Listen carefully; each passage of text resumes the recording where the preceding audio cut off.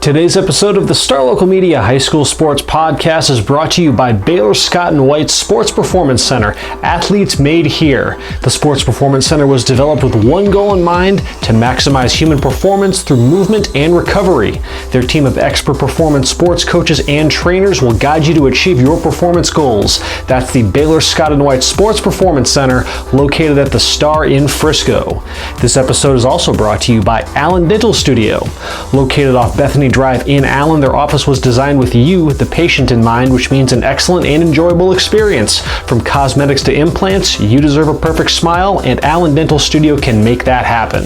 Also, don't want to leave out another longtime friend of the podcast, Texan Senior Residential Care Homes. With locations in Carrollton and Dallas, Texan Senior Residential Care Homes offers an affordable, high-quality alternative to senior living. Call now at 469-400-7650. That's Texan, spelled T-E-X-S-E-N, Texan Senior Residential Care Homes.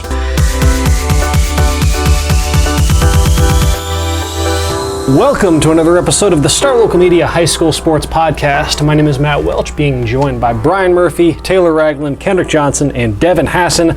Got the whole crew on hand to talk a little high school volleyball. That's right, guys. Finally talk a little volleyball on the podcast. You know, we've been obviously very football centric, since August, but obviously big happenings on the volleyball front for us all, because this week is the start of the postseason, and the Dallas area always seems to have a pretty lively turnout when it comes to the high school volleyball playoffs, be it the Lewisville ISD alternating the Class 6A state championship over the last few years between Flower Mound and Hebron. You know, Prosper doing its thing at the 5A level before making the jump to 6A with the state title there. Lovejoy, always a player in the state tournament equation, and then programs like Plano West that have taken a big leap up over these last couple of years. So let's talk about those programs and some others as we begin the postseason action. It starts tonight. We're recording this on Monday. It starts tonight with the bi-district round, Monday and Tuesday for that first round. And the stage is set, gentlemen. So let's talk about, be it the first round matchups, maybe a cursory look at some of these brackets and see kind of who could, theoretically make some big runs here and there.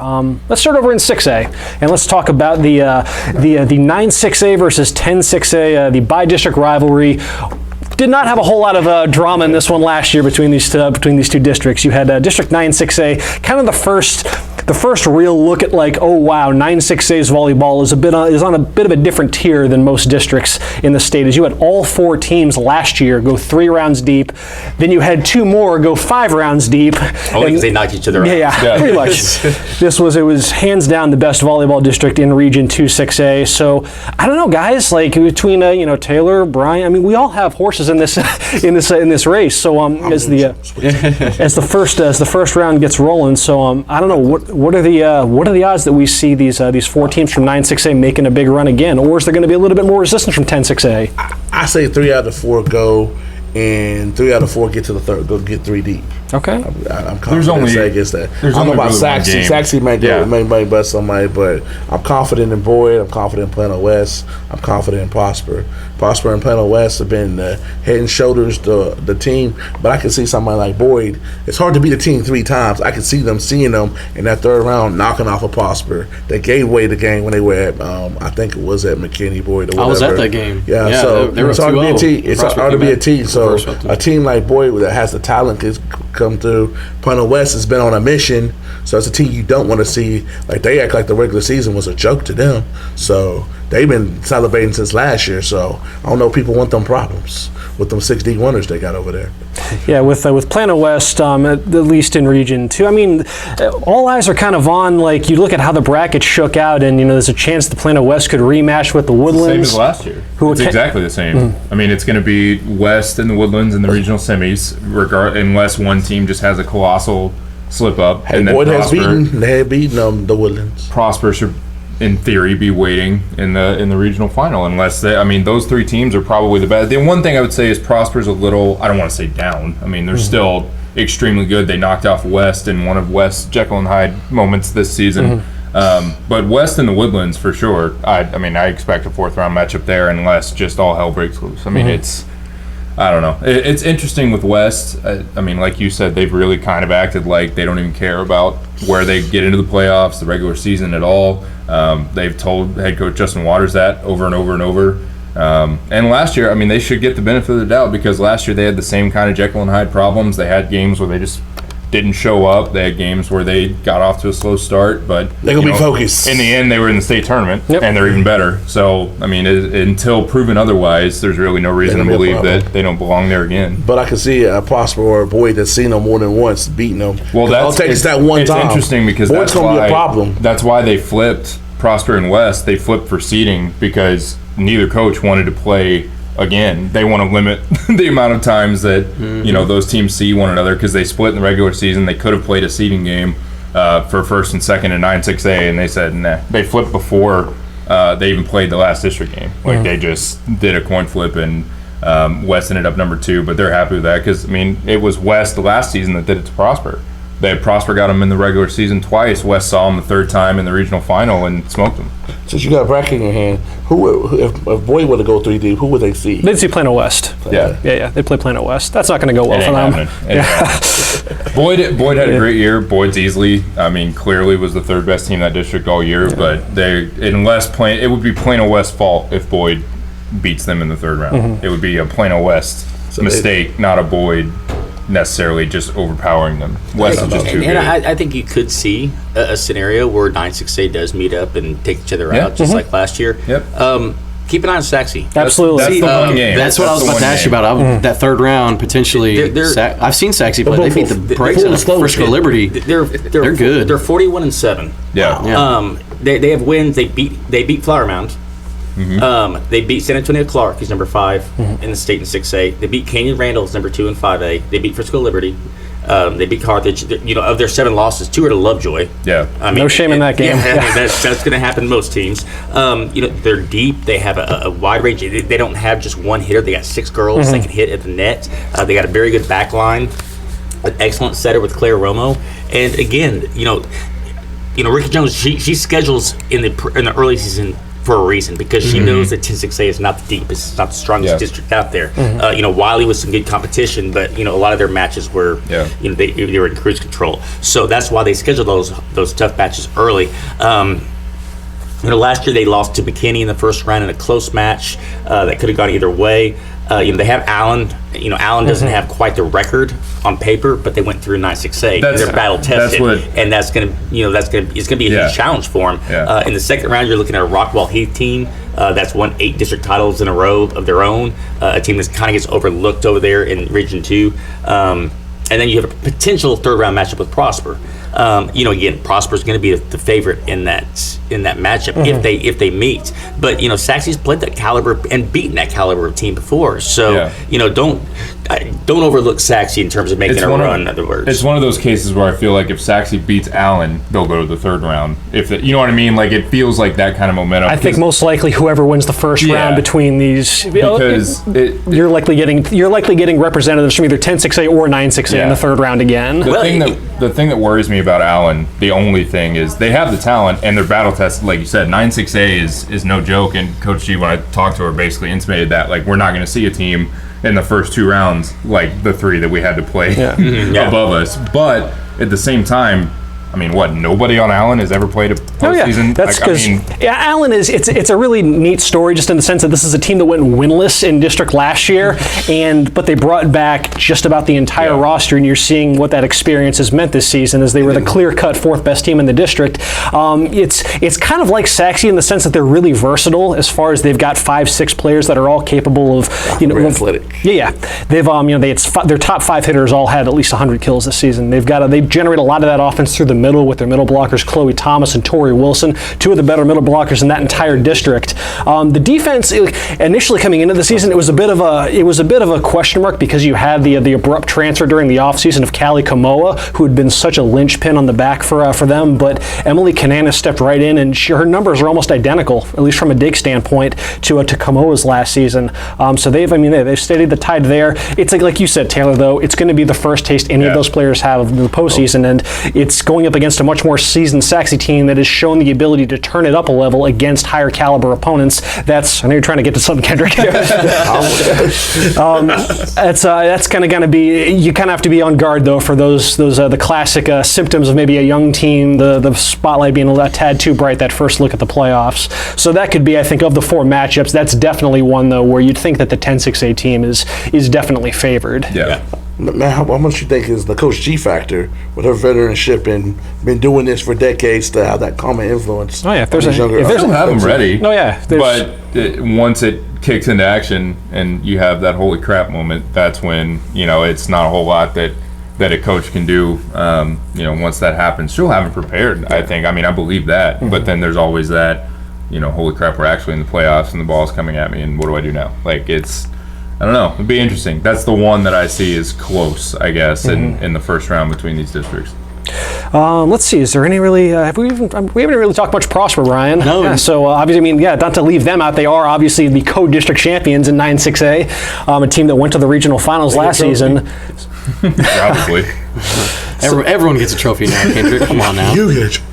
No, Taylor alluded to something. They actually did beat Plano West, though, so it does at least make sense in that respect, Kendrick. Exactly. Yeah. So Plano West, or Prosper, they're having a down year for Prosper. They don't have a Maddie Whitmire. They don't have, our star local media MVP. You don't have Haley Killinger, who went off to play Texas Tech, and, all these studs, on and on and on. But, they're a really young team, and, they went through some growing pains. They lost to Lovejoy twice.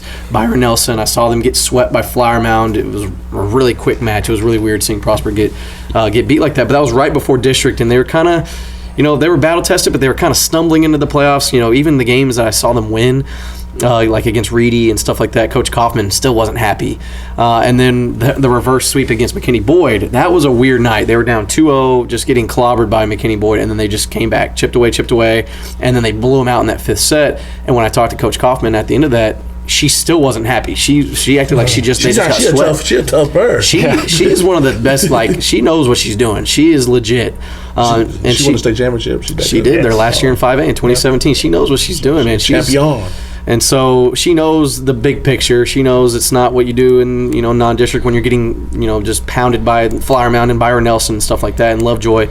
But she's had them ready to play in district, and I was shocked when they beat Plano West. But it also doesn't shock me that Plano West came back and beat them. This year it felt much more about Plano West having a Plano West night the first time, and then Plano West showed up for the second one, and it clowned them. It was a joke.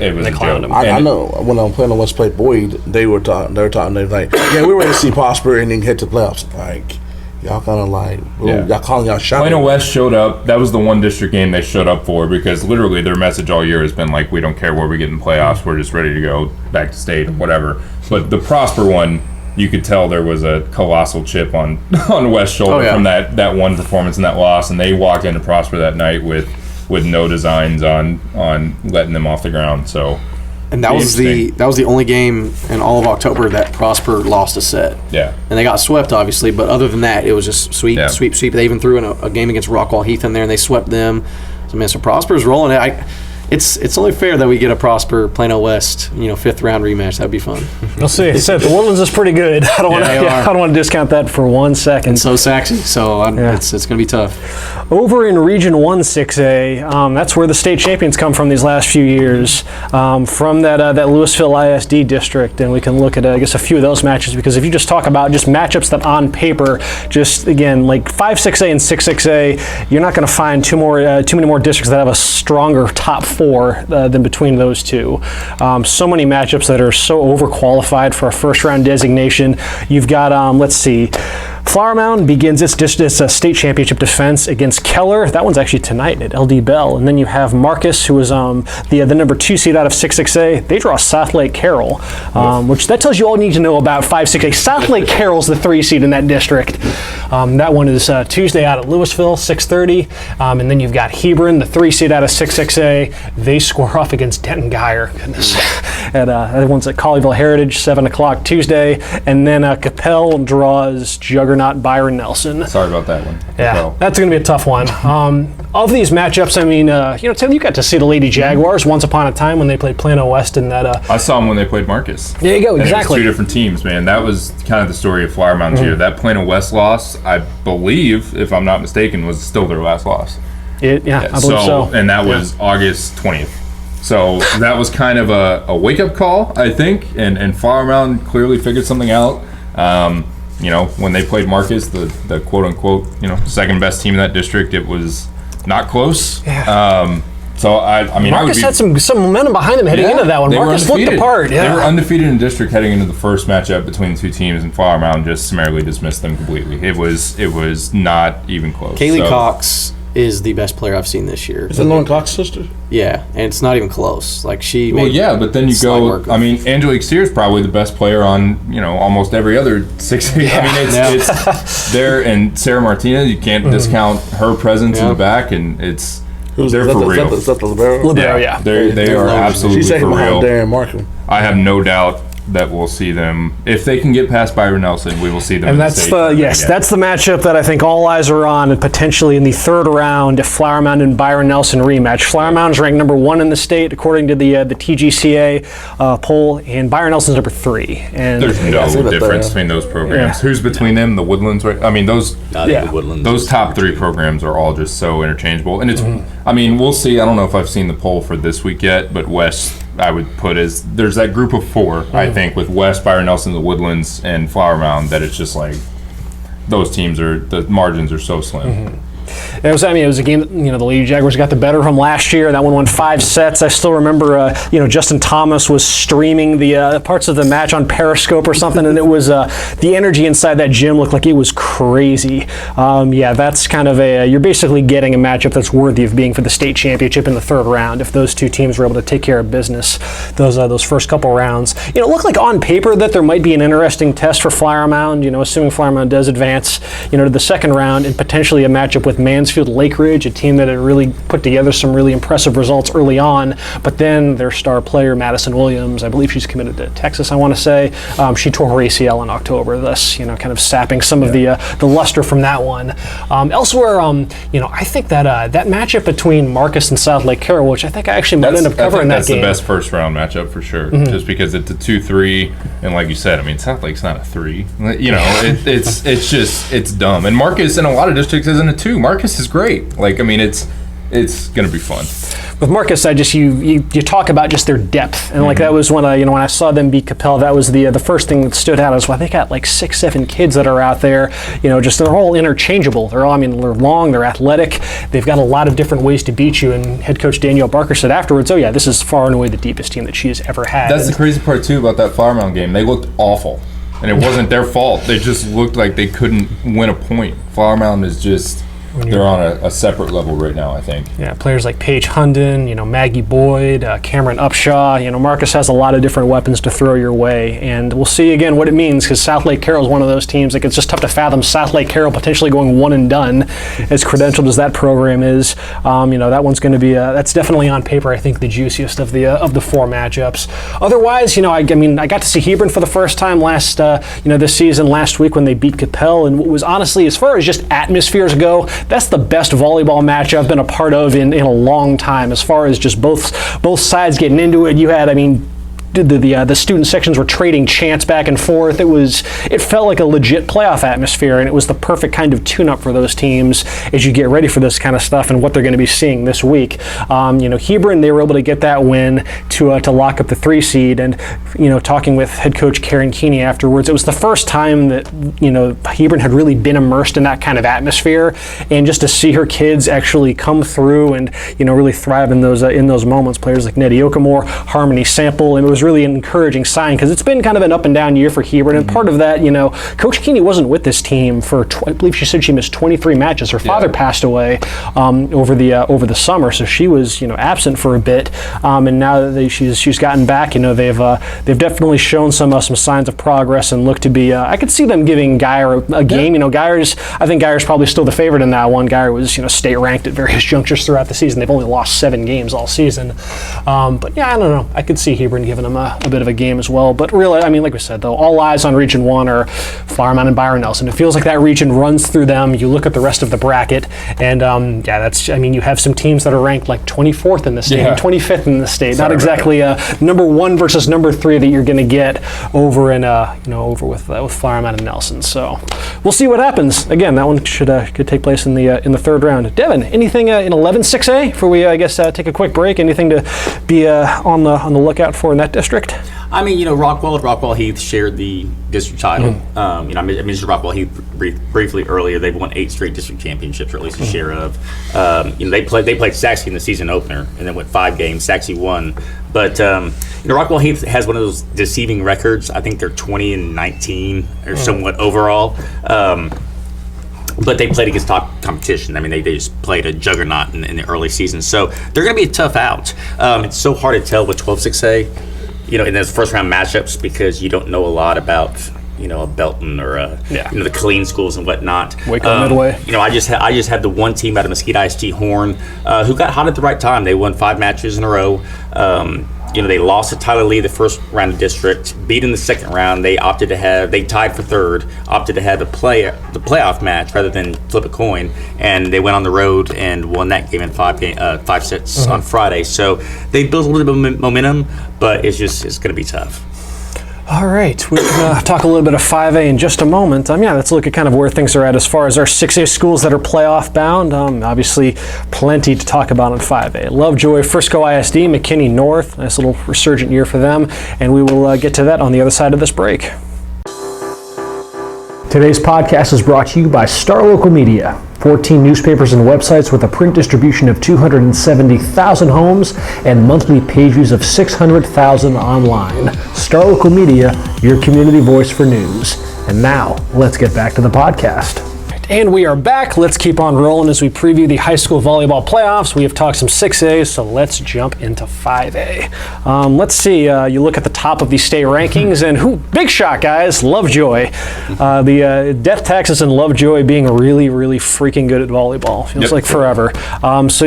Taylor, as the Lady Leopards are about to embark on another year where it is state championship or bust. They fell, just 1 win short last year? Yeah. And obviously they're a weird scenario last year too. I mean, they made the state tournament, lost in the final in a game where they just didn't play like themselves. But they, like you said, been playing like themselves all year long. I mean, they're 41-5. 4 losses they have a pair of losses to both Plano West and Byron Nelson. So one team outside of Plano West and Byron Nelson has beaten them, and I don't think it was a sweep at that. So I mean, they've won 12 in a row. 1 set in district play they lost to McKinney North, who we'll get to in a little bit. Ryan Mitchell back at the helm, who obviously has some history with state titles. He was the architect for that 5 straight that they won from 08 to 2012. And I really don't see anybody in their way of getting back to the state tournament outside. We'll get there. There's one top 10 team in Frisco Liberty who I think would put up a better showing than anybody else, but still wouldn't beat them unless Lovejoy lays an egg. And then on the other side of the region, there's 2 top 25 teams in North Forney and Red Oak, and that's it. And that's their path to the state tournament. If you're Lovejoy and you don't make the state tournament, then you failed. I mean, that's the expectation. That's how they view it, and it's going to be another year of that. If we do get Frisco Liberty versus Lovejoy in the third round, we will. Their right? path is. I mean, that was the same as last season, right? I believe I covered that. Because Liberty, they play Princeton. you don't foresee Creekview or Earl Turner sneaking up? South Oak Cliff or Earl Turner, and then Lovejoy has to go through Centennial, which they'll sweep them. Can't folks go play volleyball? And then they'd face Creekview or Adamson. That's just no point even playing that. So they are going to play each other third round. It's not going to be a sweep. I'm not saying Liberty's going to win, but it's not going to be a sweep. What does it matter, though? I wonder how many times give them a game. It's going to be a good game. What does it matter, though? I wonder how many times that you've been able to say, though, over in any of these meetings between Lovejoy and Frisco ISD, how many times has Lovejoy not had the best player on the floor? Because Frisco Liberty is going to have the best player on the floor in this matchup. And Jenna Winnis, she's by far and away the district MVP again for the second time in her career. She just led Liberty to 18-0. Coach Womble, she told me this is their best 4-year stretch of volleyball they've ever had. and it's mainly because of Jenna Winnis. She played on the U.S. Women's national team over the summer. She was with that TAV Black team that has that has all the kids from Flower Mound and Lovejoy and Plano West all on the same team. She was on that team. Jenna Winnis, she's amazing. She literally does everything on the court. Glenn Gunn. I was just thinking of that. I've never seen Liberty play. One of our photographers is mesmerized by Jenna Winnis and watching Liberty play volleyball. So he shoots a lot of Liberty's game. He shot like 2 or 3 so far this year, and it was the season finale. It was a couple weeks ago. It was Frisco against Frisco. Liberty wasn't playing, and it was kind of getting interesting. And then Glenn finds me in the stands, and we're talking and this and that. He's like, and it had the makings of going 5 sets. And he leans over and he's like, "Hey, if Jenna Winnis isn't playing, I don't want to see 5 sets." And I lost it because Glenn's a funny guy. He's a great photographer and everything. And I just wasn't expecting that to come out of his mouth. But that's how good she is, man. Yeah. She literally plays all 6 positions. They'll move around. She'll lead the team in digs and lead the team in kills. She was great last year. I mean, when I saw that game, she was fantastic. She was herself. I mean, I think Liberty. I said, is Lovejoy even better than they were last year? Because I think Liberty's taken a step. It's so hard to freaking compare. They're great every year. It's like you're splitting hairs. They're 40-something and less than 5 almost every season. So, I mean, it's so hard to – I mean, it's not like Lovejoy has any absence of talent with Cecily Bramschreiber and Avery Carlson and Grace McLaughlin and everybody else that's on that team. Callie Comeau, who we mentioned earlier, transfer from Allen. I mean, they're absolutely stacked, too. Yeah. Well, that's the problem. The rich got richer. Maybe they don't have. If Jenna Winnis is the best player on the floor, Lovejoy's got 6 on the floor that are right underneath her. You know what I mean? It's just the depth and the expectation is so tough to overcome. Was it you that said Lovejoy hasn't lost since August or something like that? No, that was Farmound. Well, Liberty hasn't lost since August 20th against Saxe. Yeah. So. Something's got to go. Something's got to go. I do expect Liberty to give them the best game, probably on the road to state, but there's just nothing that indicates that you could expect an upset. I mean, it will be. I think it will be a solid show. Would you say 5 games? He's calling an underdog. I'd probably say 4 games. I mean, Lovejoy puts people away, but Murphy, I see y'all put a bet on this. Y'all getting kind of heated about that. I see y'all put a bet on that. Hey, we can bet on Wakeland and McKinney North. Speaking of which, let's see the rematch in football. Let's transition to, I guess, some of the action on the other half of the Region 2 5A bracket, where you've only got 2 teams that crack the top 25 in the TGECA poll, and they could very well see each other in the second round. Highland Park number 20 and McKinney North number 25. With McKinney North, again, it's been it's not too often you get to the playoffs and you see McKinney North with a state ranking next to its name. The program's changed. Pops to Libby Rodriguez, first year, gets my nod for coach of the year, then turned the program around. They built off the foundation they had last year when they were 1 and done. They got 3 star freshmen that can legitimately ball, and they've been the centerpiece along with the top tier juniors, and they took a set off of Lovejoy. Just getting a set in that district, it's a big deal. I think that's the difference between Lovejoy and Liberty, is that you can put on your resume that you took a set off Lovejoy. That's an item. McKinney North's going to hang a banner for taking a set off Lovejoy. Accomplishments in a season. Hey, we took one. In the big picture, they're still building in the right direction, but if I was going to Vegas, which I do, I think I would put them going to the 3rd round. Okay. Which is compared to the fact that they never won but 1 playoff game in the program's history, that'll be a huge deal. You wonder then how, just if there might be kind of like we intimated with Allen on the first half, if that kind of, especially when you're a team that's built so much around freshmen, if you do see any of those youthful growing pains coming out. Play on those younger TOV teams. So one of them's been a junior national champion or a runner-up or whatever. Oh, yeah. So that I think they take that stuff, I won't say more serious, but playing on that type of level, I think gets them ready for something like this. So they're not your typical freshmen because they play high level, like you said, that TOF stuff. It's not going to be an easy draw, though, when you look at what they have with Frisco Wakeland. Yeah, and if you beat Wakeland, then you got to play Highland Park. And they're also state ranked. And they have a stud. They did beat Wakeland already once this year, just saying. And then in the 3rd round, they'd most likely play Lebanon Trail, who only really lost to Liberty. So, it's tough. It's one of those cases where it's not only is it kind of their first experience for a lot of the girls, but it's a hard road. Yeah. It's a hard road to pave in that side of things. It's kind of unfortunate, but So, I mean, obviously, Brian, we've talked about Liberty and the chance that they would have, you know, at least going 3 rounds deep, and we'll see what kind of threat they could pose to Lovejoy in that matchup if it does in fact happen. Where else in Frisco ISD? Do you see anybody else capable of kind of making a push there? Lebanon Trail. Yeah. Lebanon Trail, man, they are loaded. They have Tyra Ariel, who's committed to USC, and she's just a beast of a middle blocker, man. I've never seen anyone, at least in that district. I mean, right next to Jenna, when it's someone get that high above the net, her reach and her vertical is insane. You know, it's just their second year. This is their first year with seniors. You know, obviously last year they made the playoffs without any seniors, and this year they went 15-3. And you know, they kind of got punched in the mouth the very last game of the year against Liberty. They got swept, but I mean, the playoff seeding was already determined. It didn't mean anything. It meant more for Liberty. They wanted to go undefeated. They were just kind of, I guess, hungrier. No, but Lebanon Trail, man, they're big. They have, you know, Dorsey, another middle blocker. She's a beast, and they can make a little run.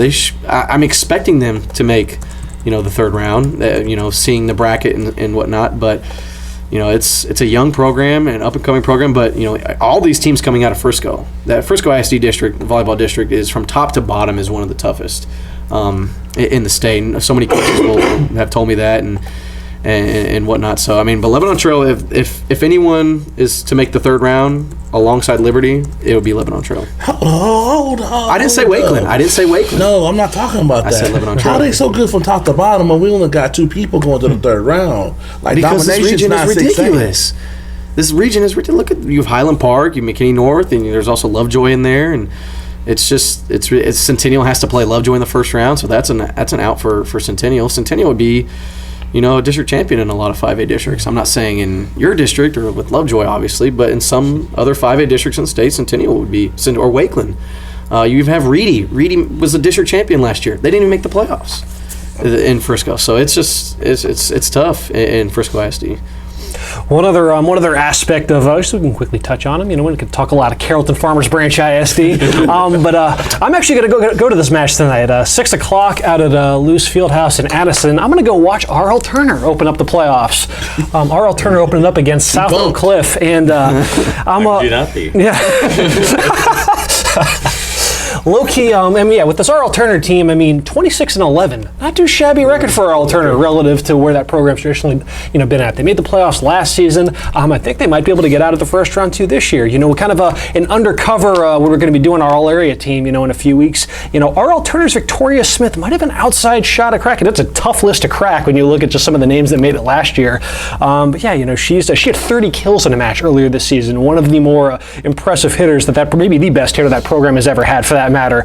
I don't know. Just curious to see what R.L. Turner can do. Now, granted, obviously you don't get any sort of consolation if you do advance past South Oak Cliff because they would most likely draw Frisco Liberty, barring some colossal upset. It would be R.L. Turner and Liberty in the second round. But nevertheless, and if the Lady Lions can get to the to the second round of the playoffs, it'd still be a heck of a milestone for that program. Let's see elsewhere. Poteet, anything to expect out of the Lady Pirates in this postseason run, Devin? It's a lot like I when I talked about Horn. Mm-hmm. These two teams basically had mirror image seasons. Yeah. They both got off slow starts in district, playing against the district leaders. It was top heavy at the beginning. I mentioned Horn won 5 in a row, avenged the loss to Tyler Lee, and got to play in the seeding match. Well, Poteet did the same exact thing against Kaufman. Lost the first meeting, came back, beat Kaufman the second time, played him again in the seeding match, won the seeding match. So, Poteet's won 5 of 6 going into the playoffs. But again, they're the third seed. They play Midlothian in the first round.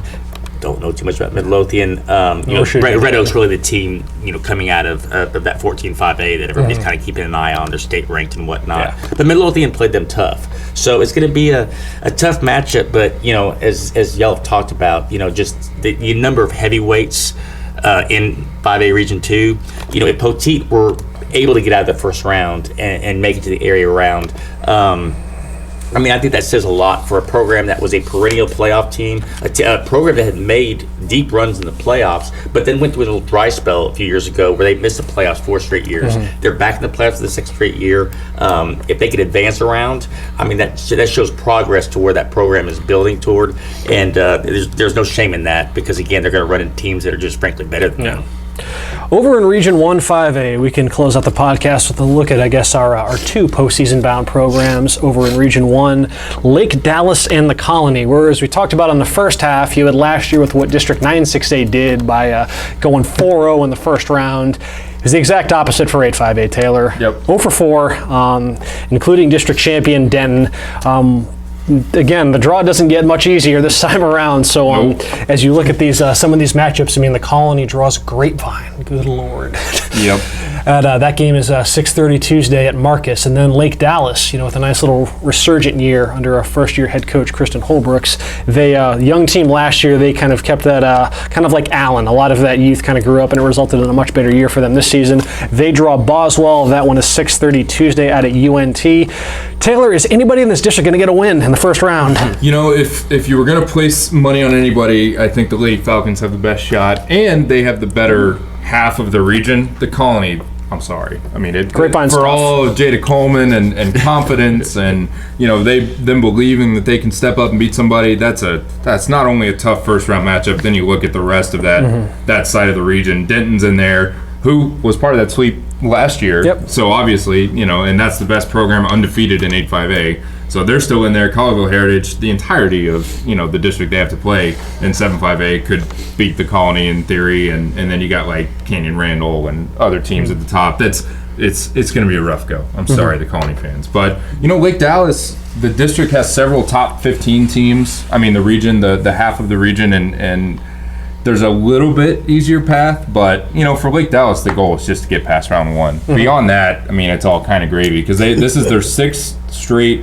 trip to the postseason, and they haven't advanced, I don't think, since maybe that very first year in 2014 at least. So it's been 5 years since they've even been to the area round. So if they can get by Boswell in a 2-3 matchup, punch above their weight, quote unquote, a little bit, and take them down, that would be huge for the program. I don't see it happening. I mean, Boswell was really, really good. Their losses were essentially to Grapevine and one other kind of throw-in loss, but it's going to be tough sledding for both programs, and put it that way. Alrighty. And that'll do it for this episode of the Star Local Media High School Sports Podcast. A look as to what is on the horizon in the high school volleyball playoffs. Should be a fun one. All right, guys. Appreciate everybody for tagging along. Folks, you enjoy your week, and we will talk to y'all later.